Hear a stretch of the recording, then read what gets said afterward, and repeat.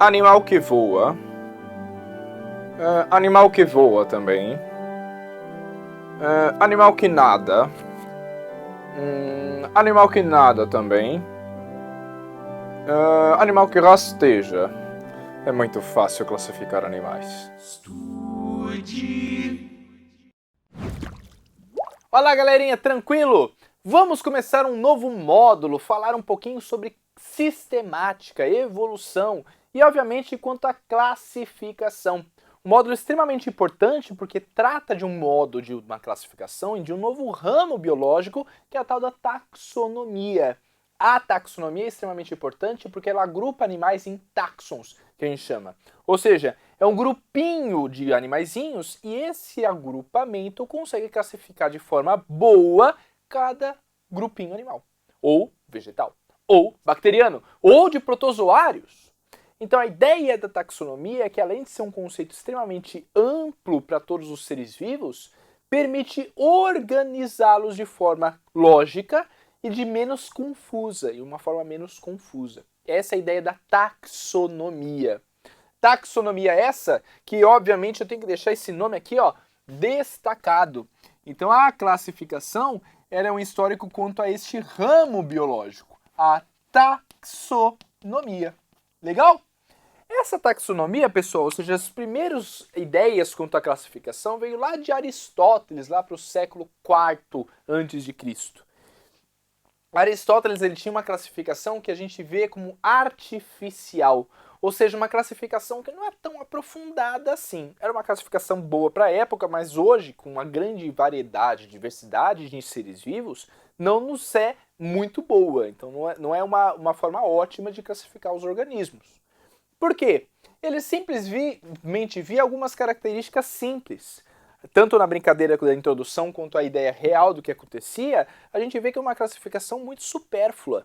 Perceba, ele só classificado quanto a aspectos da reprodução. Será o bicho bota ovo ou não? O bicho tem fecundação interna ou não?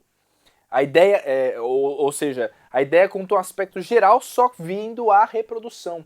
Ou se tem ou não sangue vermelho. Ah, se tem sangue vermelho vai para um grupo, se não tem sangue vermelho vai para outro.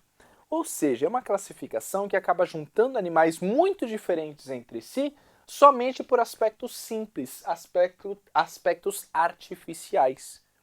Lá para frente, ou seja, muito tempo depois dessa classificação, lá para os séculos XV2, já esqueci, é 10, 15, 16, 17 e 18, alguns outros naturalistas e taxonomistas viram outras formas de classificação muito melhores.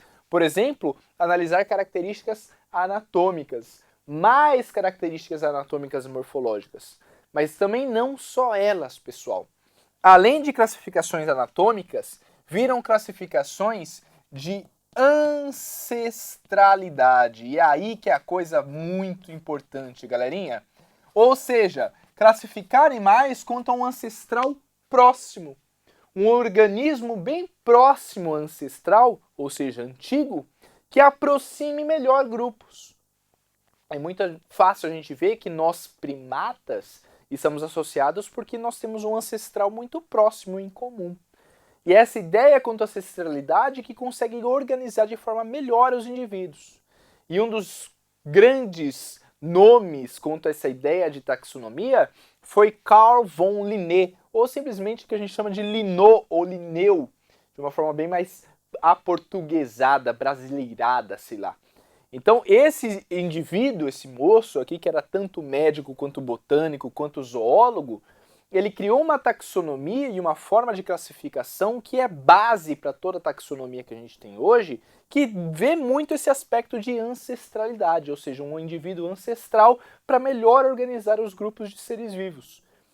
É um tipo de classificação, pessoal, que a gente chama de classificação natural. Essa classificação natural é uma mais utilizada e muito melhor vista quanto à ideia de organizar os seres vivos.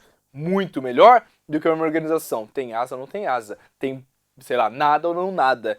Então a ideia é muito mais acurada de classificação de seres vivos do que a classificação artificial que a gente vê que Aristóteles fazia, como vocês viram também na introdução. Tudo bem? Então, fechando essa ideia do histórico, é o histórico quanto ao ramo da taxonomia da biologia, que classifica os seres vivos de forma natural, vendo vários aspectos, principalmente da ancestralidade, e não uma seleção quanto à classificação artificial, em que características bastante supérfluas, voa, não voa, nada, não nada, organizam os animais de forma mais simples, que não é a utilizada hoje. Tudo bem? Espero que tenha entendido.